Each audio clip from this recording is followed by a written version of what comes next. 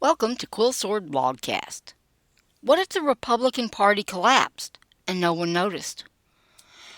If you aren't one of the three folks who actually listen to me from time to time, you may not have heard me rant about the party system shift. It's nothing particularly new to American politics. Depending on who you ask, we're due for number 6 or number 7. Personally, I think we're on 6.5, but let's just go with 7.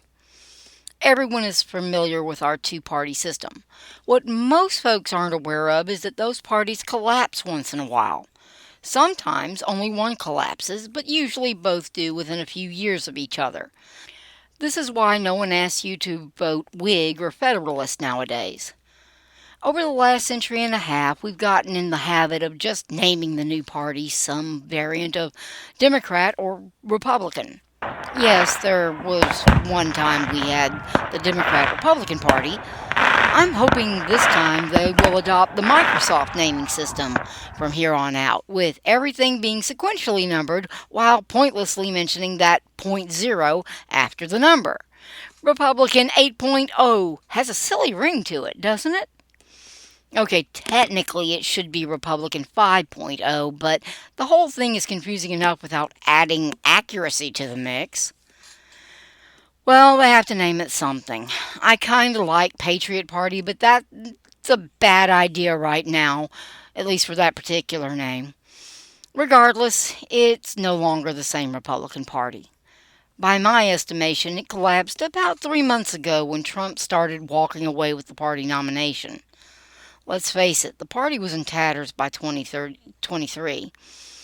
Decades of letting Democrats win rather than fight because the social conservatives making up the lion's share of the party's base might actually insist on change if the party actually wielded power when it held it, had left a badly disaffected base that Trump had no difficulty speaking to.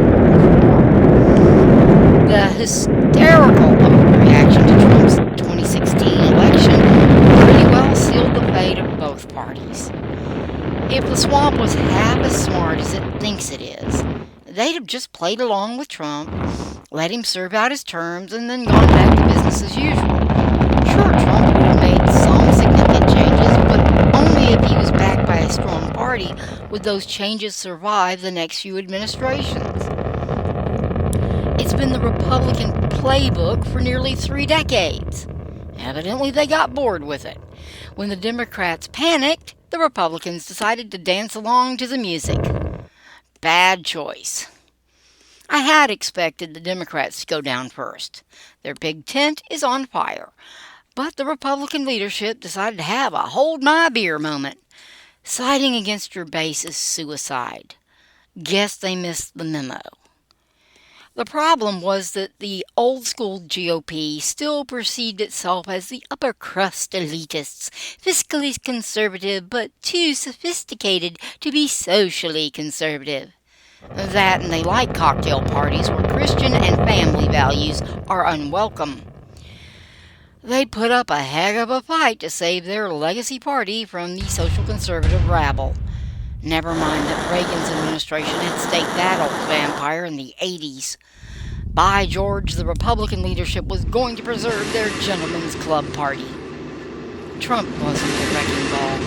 Trump was just the last straw.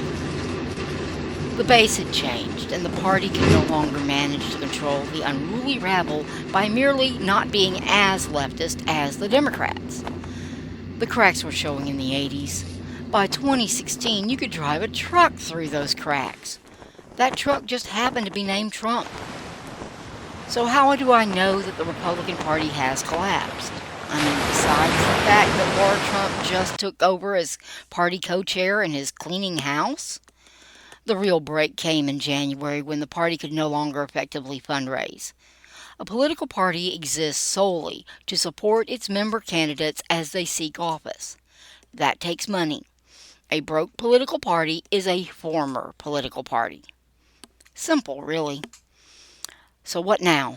Well, you kiddies are in for a real treat and the scariest ride of your lives. A real, live, functioning two-party system.